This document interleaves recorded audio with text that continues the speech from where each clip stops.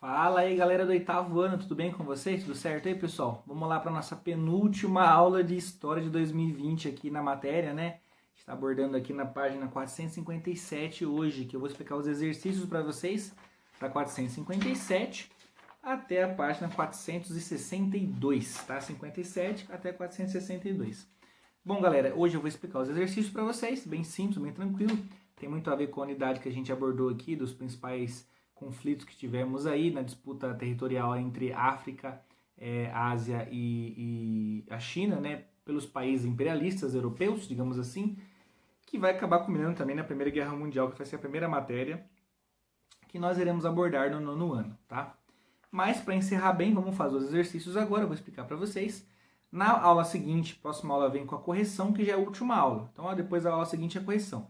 Então, vou pedir a gentileza de vocês.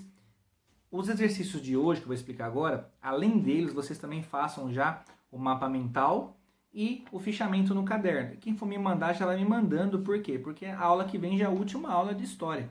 A quinta-feira aí, né, dia 17, se eu não me engano, quinta-feira, dia 17 de 12 de 2020, já é a última aula postada de história, né? É o que a gente vai encerrar aí, a aula de história.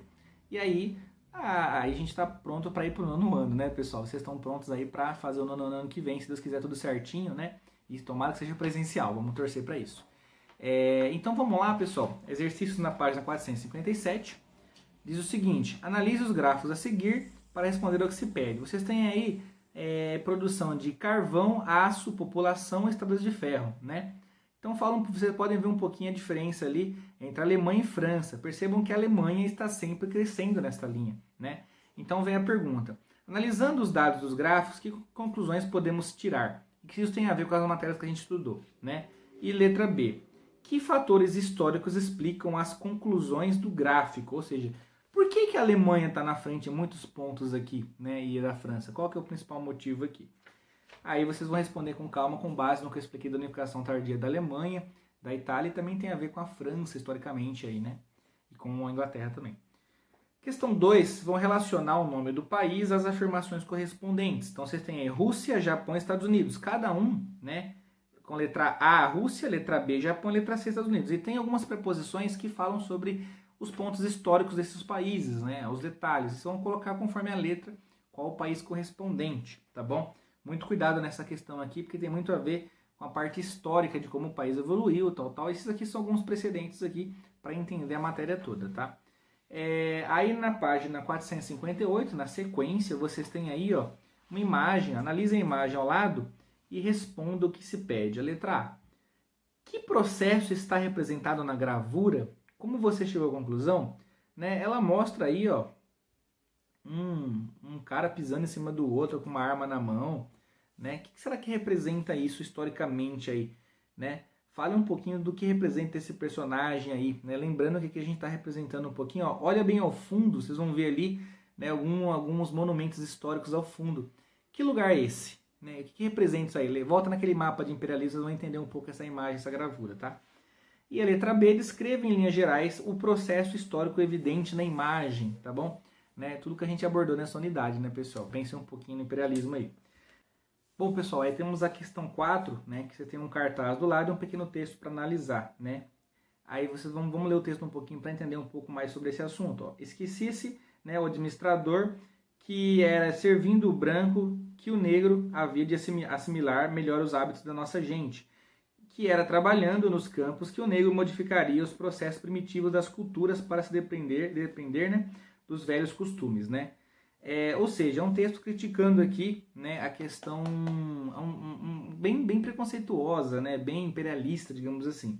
E a pergunta é: relacione o texto com a propaganda e o conteúdo dessa unidade em um parágrafo coerente sobre o tema. Por que as nações europeias... Vou reformular a questão aqui, mais fácil para vocês. Por que as nações europeias justificavam o imperialismo sobre a África? Né? Que eles alegavam? Alegavam o quê? Né? Então, com base nisso, vocês respondam aí com base no cartaz. E a segunda questão B: segundo o texto, como deveria ocorrer a transição da cultura dos africanos para a cultura europeia? Ou seja, como que, segundo o texto, a cultura europeia devia se sobrepor à cultura africana aí. E a questão C: ao analisar a propaganda, percebemos que ela tem um conteúdo racista. Você acha que isso é pertinente na sociedade contemporânea? Eu fico sua resposta. Resposta pessoal, o que vocês acham disso como hoje? Vocês acham que isso aqui hoje é um cartaz aceitável, é um texto aceitável? É algo que deve ser repudiado, algo ruim, algo vergonhoso para a sociedade e existe preconceito ainda nesse quesito? Então respondam com as palavras de vocês o que vocês compreendem desta questão. Essa questão é pessoal. E aí vem a questão da tarefa agora. Complete o quadro a seguir e depois responda o que se pede. Vocês têm aqui alguns detalhes, a gente viu na apostila. Exemplo, o que significa truste? Né? O que é um truste, pessoal? No Brasil ele é proibido, vários lugares do mundo é proibido. O que é um cartel? Também é proibido. O que ele é, pessoal? Ele é formado pelo quê? O que é truste, cartel? O que é uma holding? Né? Essa parte aqui é bem histórica também. Uma curiosidade, uma galera do nono ano também está abordando isso aqui.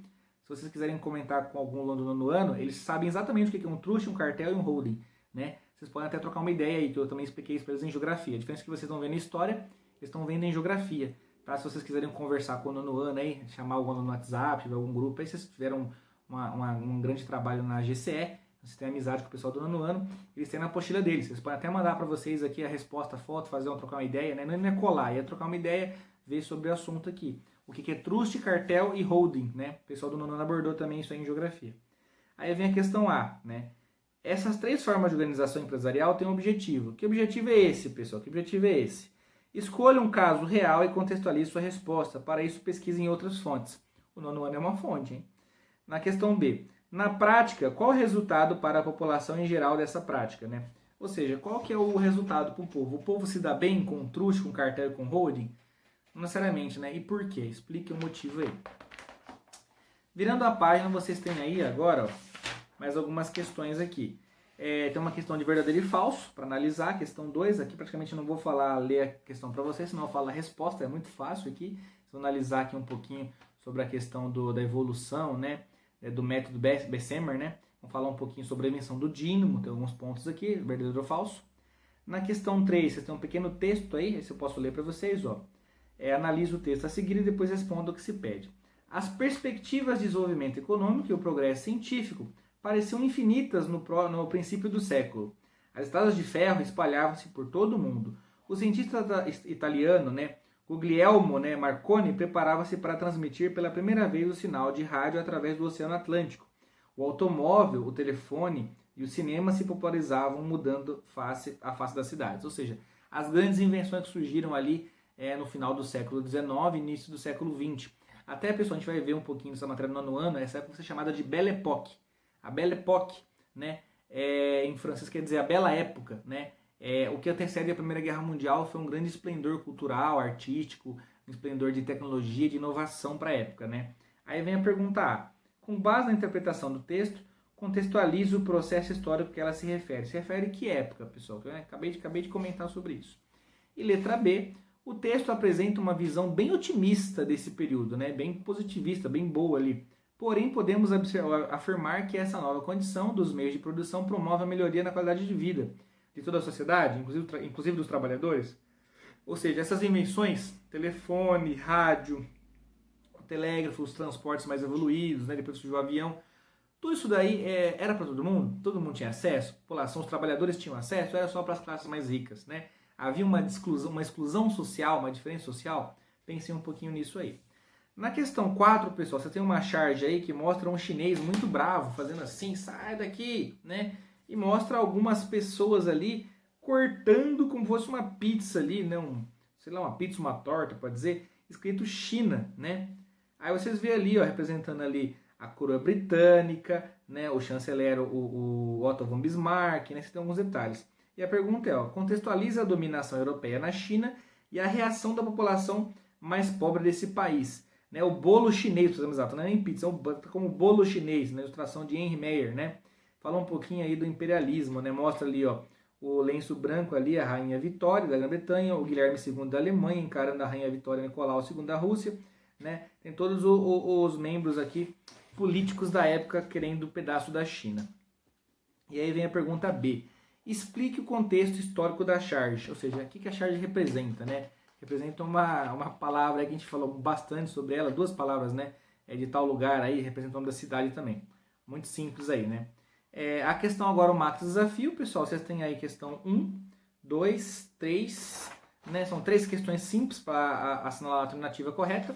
E depois vem aqui o Você Aprendeu, né? Falar só um pouquinho sobre a segunda revolução industrial, as mudanças do capitalismo, o imperialismo, o justificativo, o real motivo, né? Real motivo, interesse econômico, a guerra dos boxers, né? A rebelião de Achante e a revolta de Magi. Todos ali têm a ver com a resistência contra o imperialismo, né? Contra o neocolonialismo e imperialismo aí europeu sobre a África e a Ásia e a China, a gente pode dizer assim, né?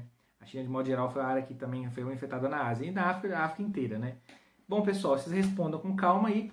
A próxima aula vem com a correção e a gente finaliza a nossa aula de história. Lembrando também que tem um para finalizar. Depois que vocês fizerem isso aqui, pode fazer o para finalizar como prova, tranquilamente, faça nome, número de série e me manda aí pelo WhatsApp para mim contar nota para vocês, beleza?